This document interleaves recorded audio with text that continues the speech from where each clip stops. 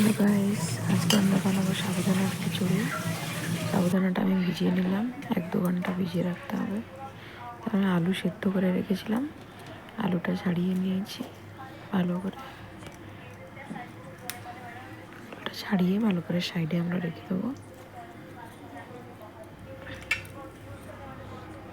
এবার আমরা সাবুদানাটাকে ভালো করে জল ঝরিয়ে আমি আরও 1 ঘন্টা জল ঝরিয়ে রেখে দিয়েছি।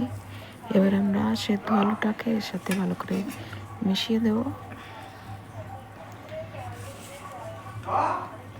ঠিক আছে, এর সঙ্গে এবার ভালো করে এটাকে মিক্স করে নিতে হবে হাত দিয়ে মেখে।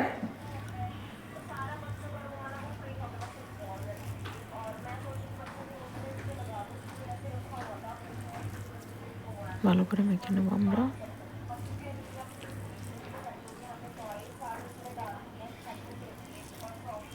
এটা মাখা হয়ে গেলে এবার আমরা কড়া গরম করতে দেবো। গ্যাস জ্বালিয়ে কড়াটাকে গরম করতে দেবো। গরম হয়ে গেছে, এবার আমরা এতে সর্ষের তেল দিয়ে দেবো।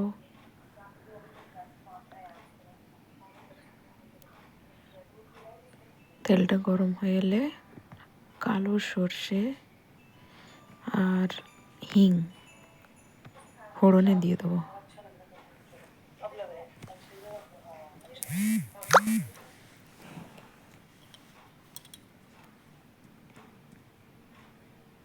এটা একটু ভাজা ভাজা হয়ে আসলে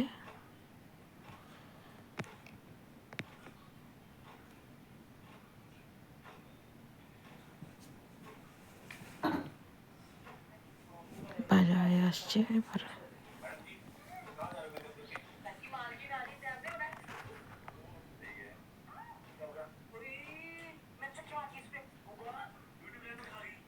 আমি বাদামটা ভাজতে বলে গেছিলাম, এখনই আমি বাদামটা দিয়ে ভেজে নেবো। তোমরা চাইলে আগেও ভেজে তুলে রাখতে পারো। বাদামটা আমি ভাজতে দিয়েছি, ভাজা হয়ে গেলে এবার আমরা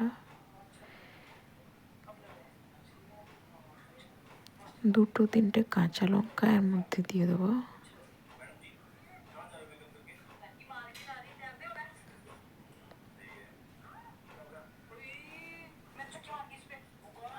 হয়ে গেছে, ভাজা হয়ে গেছে। এবার আমরা একটু কাঁচা লঙ্কা দিয়ে দেবো, যে যেমন ঝাল খেতে পছন্দ করো সেভাবে দেবে।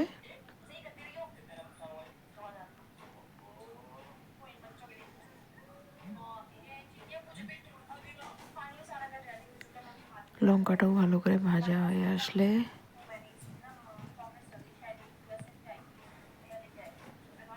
এইবার আমরা সাবুদানাটা অ্যাড করে দেবো।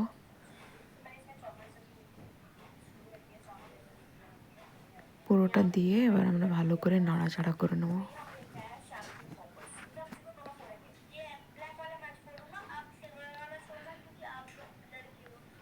ভালো করে নাড়াচাড়া করে এটাকে মিক্স করে নিতে হবে।